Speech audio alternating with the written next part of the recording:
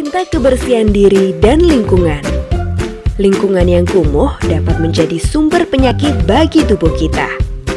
Gerakan masyarakat hidup sehat juga berkaitan dengan meningkatkan kualitas lingkungan. Salah satunya dengan lebih serius menjaga kebersihan lingkungan.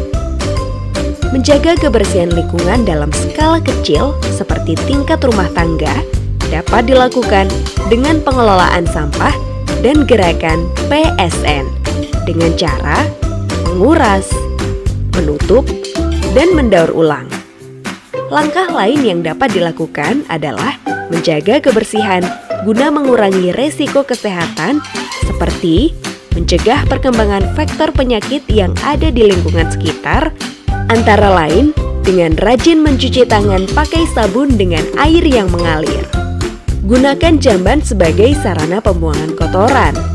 Aktivitas buang kotoran di luar jamban dapat meningkatkan resiko penularan berbagai jenis penyakit sekaligus menurunkan kualitas lingkungan. Yuk, cintai kebersihan diri dan lingkungan kita.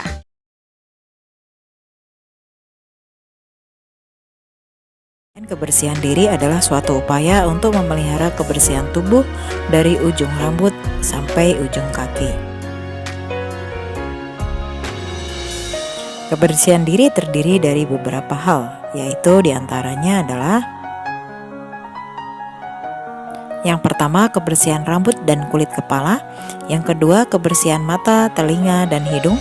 Yang ketiga, kebersihan gigi dan mulut. Yang keempat, kebersihan badan. Yang kelima, kebersihan kuku, tangan, dan kaki. Kemudian yang keenam, kebersihan pakaian.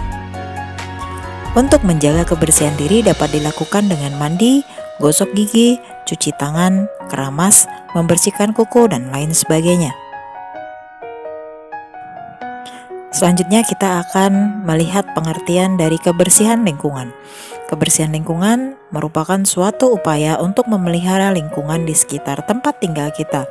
Kebersihan lingkungan dapat dilakukan dengan cara mengelap jendela, menyapu, mengepel lantai, mencuci peralatan makan, membersihkan tempat tidur, membersihkan kamar mandi, membuang sampah pada tempatnya, dan lain sebagainya.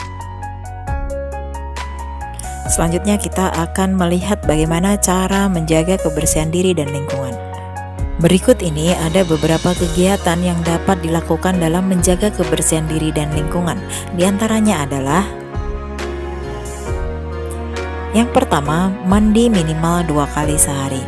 Biasanya masyarakat memulai aktivitas pertama setelah bangun tidur adalah dengan mandi. Ketika mandi, seseorang membasuh tubuh dengan air dan menggunakan sabun, kemudian dibilas menggunakan air bersih. Dengan begitu, bakteri yang menempel pada tubuh dapat ikut terbawa pada air tadi dan terlepas dari tubuh. Selain itu, ketika mandi juga dilakukan penyikatan gigi dengan sikat gigi dan pasta gigi, serta mencuci rambut dengan sampo. Yang kedua, mencuci tangan setelah memegang benda dan sebelum makan atau minum. Hal ini sangat penting untuk dilakukan, mengingat tangan merupakan anggota tubuh yang paling sering digunakan, baik untuk makan, minum, maupun memegang benda. Bakteri yang ada pada benda-benda tersebut mungkin menempel pada tangan. Untuk itu, penting untuk diingatkan setiap kali habis memegang benda untuk mencuci tangan, dan sebelum makan atau minum juga mencuci tangan agar tidak ada bakteri yang menempel di tangan ikut masuk ke dalam tubuh kita. Selanjutnya yang ketiga, mencuci pakaian serta spray dengan teratur. Selain mandi, mencuci pakaian serta spray juga harus dilakukan secara rutin dan teratur. Sebaiknya baju yang sudah dipakai langsung dicuci agar kotoran yang menempel tidak menetap lama pada baju.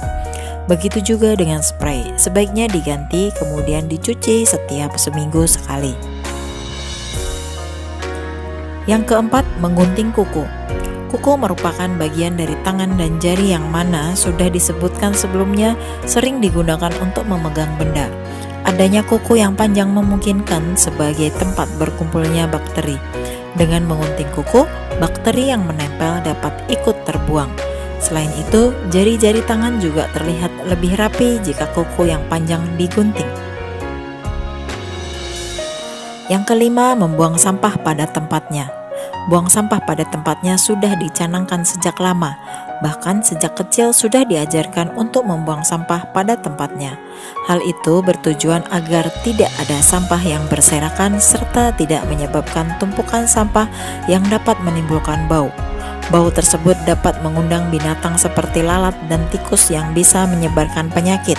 Oleh karena itu, wajib hukumnya untuk membuang sampah pada tempatnya. Selanjutnya yang keenam, membuang air yang menggenang. Hal ini dilakukan sebagai salah satu upaya terhindar dari penyakit demam berdarah. Genangan air disukai nyamuk sebagai tempat untuk berkembang biak. Oleh karena itu, sebaiknya jika ada genangan air segera dibuang, dan untuk menghindari adanya genangan air, contohnya air hujan, sebaiknya menutup cekungan-cekungan yang bisa menjadi tempat menggenangnya air. Kemudian yang ketujuh, melakukan daur ulang dan reboisasi. Mendaur ulang sampah menjadi salah satu upaya untuk mengurangi jumlah sampah. Daur ulang sampah dapat bermanfaat bagi kehidupan.